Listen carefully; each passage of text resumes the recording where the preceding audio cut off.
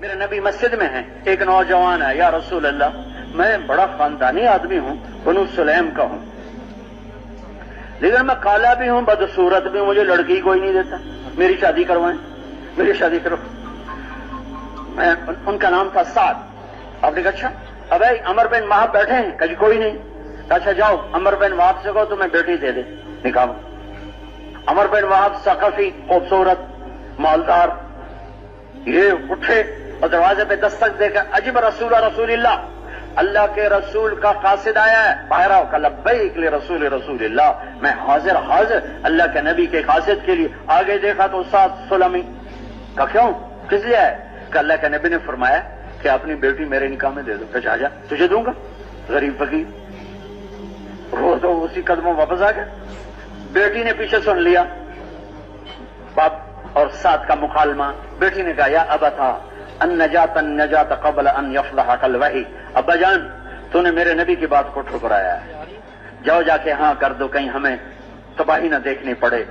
میری خاطر کیا ہے نا، میری خاطر کیا ہے نا کہ میری بیٹی گزارا کیسے کرے گی، میرے نبی کا پیغام ہے، میں گزارا کروں گی، جاؤ ہاں کرو اور میرا نکاح کرو اس کے ساتھ۔ یہ مجلس میں آئے، پیچھے پیچھے عمر بن وہاب بھی آ گئے، تو آپ نے ان دیکھ کر کہا عمر آپ نے ہماری باتیں ٹھکرا دی۔ کہ نہیں یا رسول اللہ نہیں ٹھکرائی، میں حاضر ہوں، آپ میری بیٹی کا نکاح پڑھیں۔ آپ نے نکاح پڑھا، 400 درہم آپ کی ساری بیگمات کا مہر تھا، 400 درہم حضرت فاطمہ کا مہر تھا، 400 درہم صرف ام حبیبہ رضی اللہ تعالیٰ عنہ کا مہر تھا 400 دینار، کئی لاکھ روپیہ بنتا ہے، 70-80 لاکھ روپیہ بنتا ہے، لیکن وہ نجاشی نے مہر دیا تھا اپنی شان کے مطابق، تو اس لیے آپ نے اس پر کچھ نہیں فرمایا، تو اس کا مطلب ہے کہ مہر کم زیادہ رکھنا کوئی شریعت کے خلاف کوئی نہیں ہے۔ تو 400 درہم جب مہر ہو گیا، آپ نے کہا سعد چل اپنی بیوی کو لے جا۔ کہا یا رسول اللہ پیسے کتنے لے ہم، مہر وہاں تو نقد مہر چلتا ہے، عند طلب تو ہمارے یہاں لکھا ہوتا ہے عند طلب، ہمیں ساری زندگی نہ دینا۔ تو آپ نے کہا تم جاؤ عبد الرحمن کے پاس اور ثابت بن قیس بن شماس کے پاس اور علی بن ابی طالب کے پاس، ان تینوں سے کہو تمہارے مہر کا انتظام کریں۔ تو دوڑے دوڑے تینوں کے پاس گئے، ان تینوں نے مل ملا کے 400 سے زیادہ کا سامان 400 سے زیادہ کر دیا، تو بڑے خوش ہوئے، کہنے کے لئے بھائی 400 تو دوں گا مہر میں، اور باقی میں کوئی اپنا شادی کا کوئی آٹا دال خریدوں، کوئی زیور کپڑا خریدوں اپنی بیگم کے لیے۔ تو خوشی خوشی وہ بازار میں انٹر ہوئے۔ یہ وہ دور ہے جب گاہے گاہے مدینے پر بدو حملے کرتے رہتے تھے، کبھی اونٹ لوٹ لیے، کبھی جانور لوٹ لیے، کبھی مکان لوٹ لیے، 2-4 چرواہے قتل کر دیے، یہ وہ زمانہ۔ تو احد کی جانب کافر بدوں نے اٹیک کر دیا، تو مدینے میں مسجد میں خبر پہنچے یا رسول اللہ اٹیک ہو گیا۔ تو آپ نے کہا اعلان کرو، تو اس وقت اعلان ہوتا تھا یا خیل اللہ ارکبی، اے اللہ کے سوارو نکلو، اے اللہ کے سوارو نکلو، تو پھر کوئی پیچھے نہیں ہٹتا تھا۔ یہ سعد بازار میں داخل ہوئے، بازار میں داخل ہوتے وقت یہ نوجوان ہے، اس کو خوبصورت لڑکی مل چکی ہے نکاح میں، مالدار لڑکی ہے، اس کے تصورات کو میں لفظ کہاں سے لاؤں، یا میں وہ جذبے کہاں سے لاؤں، یا وہ احساسات کو الفاظ کا جامع کیسے پہناؤں، جن جذبوں کے ساتھ، جن احساسات کے ساتھ سعد بازار میں جا رہے تھے، یہ خریدوں گا، یہ خریدوں گا، یہ کہوں گا، وہ کہوں گا، ایسے لے جاؤں گا، ایسے لے جاؤں گا، اور کان میں آواز پڑی ہے اللہ کے سوارو۔ سعد کے قدم رکے، فنظر نظرۃ فی السماء، اور یوں آسمان پہ ایک نظر ڈالی اور کہا اللہم الہ السماوات والارض، اے زمین آسمان کے اللہ، و الہ محمد صلی اللہ علیہ وسلم، اور اے محمد مصطفیٰ صلی اللہ علیہ وسلم کے اللہ، لأجعلن هذه الدراهم فيما يحب الله ورسوله والمؤمن۔ اب یہ پیسہ سعد کی شادی پہ نہیں لگے گا، اب یہ وہاں لگے گا جہاں تو بھی خوش ہوگا، تیرا نبی بھی خوش ہوگا، ایمان والے بھی خوش ہوں گے۔ انہی پیسوں سے گھوڑا، تلوار، ڈھال خرید، چھلانگ لگائی اور ہوا ہو گئے، اور چہرہ یوں چھپا لیا، نقاب کر لیا۔ کیوں؟ اللہ جانے، شاید اس لیے کہ پہچانا نہ جاؤں اور کوئی واپس نہ کر دے، تجھے تو شادی کے لیے بھیجا تھا۔ اور آ کر جو پیچھے سے حملہ آور ہوئے اور گھوڑے کو اٹھایا اور جوش کے ساتھ صفوں کے اندر گھس گئے۔ اندر گھسے تو گھوڑا زخمی ہو کے گر گیا ان کے وار سے، تو یہ نیچے گرے، اٹھتے ایسے آستینے چڑھا، کیوں کیا؟ تلوار پکڑی تو میرے نبی کی نظر پڑی، بازوؤں سے پہچانا، بازوؤں سے کہا اب سعد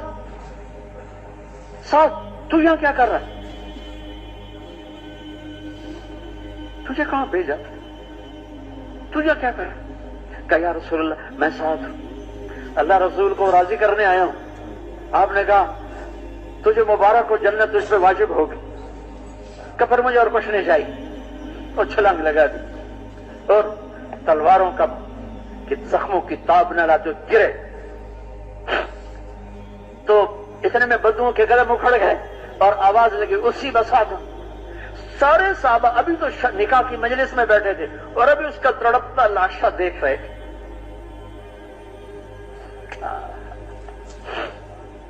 کیا عشق و محبت کی لازوال داستانیں دھرتی کے سینے پر لکھ کر چلے گئے۔ چشم فلک نے پھر ایسے لوگ کبھی نہ دیکھے گی۔ میرے نبی بجلی کی طرح آگے لپکے اور سعد کو یوں اپنی گود میں لے لیا، سر اپنی گود میں رکھا اور آپ کے آنسو گر گر کر اس کے چہرے پر پڑ رہے تھے اور آپ کہہ رہے